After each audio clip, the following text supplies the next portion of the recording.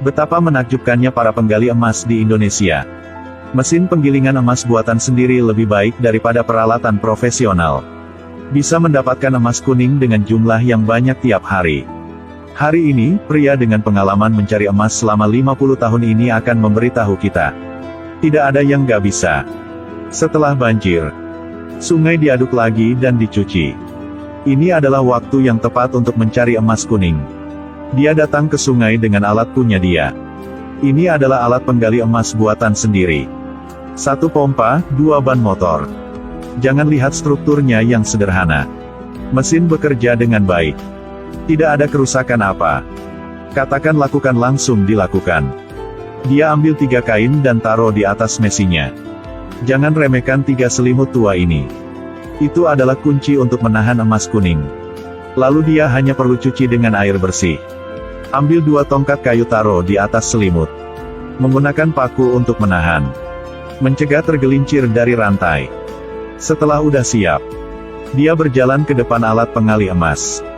Tarik pompa dengan tangan. Dengan suara yang keras, mesin mulai menyedot lumpur. Saat air keluar, lumpur, batu, dan air kotor kembali masuk ke sungai. Anda bisa melihat alat saat ini sangat kotor.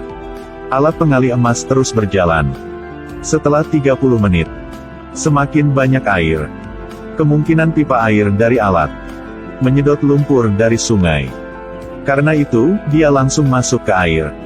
Memanipulasi pipa air penggali emas. Biar alat bisa sedot lebih banyak lumpur dari sungai. Namun, proses ini masih cukup sulit. Untuk pengali emas, topi dia juga terbang.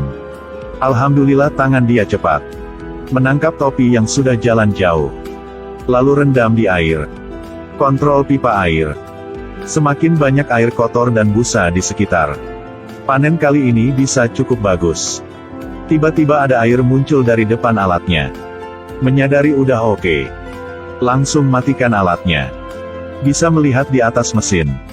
Selain air kotor yang sisa, ada kerikil pasir halus. Setelah dibersihin, dia memegang palu yang kecil punya dia. Bergiliran mengambil paku tetap dari sebelumnya. Lalu ambil setengah ember. Tuangkan air yang cukup ke atasnya. Lalu ambil 1 selimut dan masuk ke dalam ember. Dia mengaktifkan mode gemetar tangan. Gunakan kedua tangan untuk mengencangkan selimut. Terus berjabat tangan dan memukul. Tiriskan air lumpur selimut.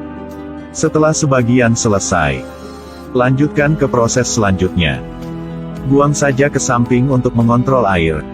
Setelah bersihkan semua. Setelah menuangkan lebih dari setengah ember air. Sungguh menakjubkan bagaimana itu penuh dengan lumpur. Sepertinya tidak ada apa-apa. Nyatanya, apakah semua emas dan perak tersembunyi di sana? Lalu dia ambil 1 piring. Melalui piring itu, ambil sedimen di ember dan masukkan ke dalamnya. Lalu gunakan teknik mendulang emas untuk menggoyang piring. Penyaringan terus-menerus. Pada premis apa-apa. Sama, residu yang tersisa dituangkan ke piring. Menyaring lagi.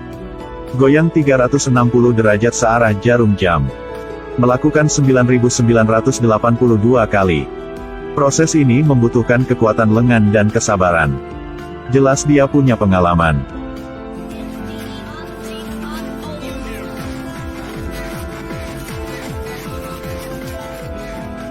Di bawah cahaya matahari selama 20 menit. Tetap sabar. Tindakannya akan segera berakhir. Dia pegang piring dan ke barel. Sambil mengaduk sedikit air di piring. Menggosok dengan tangan. Hampir menjadi sedimen padat. Tindakan dia yang berulang-ulang terus. Ada banyak barang mengkilap di dalamnya. Sepertinya ada banyak. Dia pada dasarnya sudah terbiasa. Tidak gemeter tangan sama sekali. Divisi bekerja dengan mudah dan terus-menerus. Terlihat dari luar dia seperti orang biasa. Sebenarnya adalah penambang emas profesional. Saya harus mengatakan pekerjaan ini sangat sulit. Tapi panennya yang sangat bagus.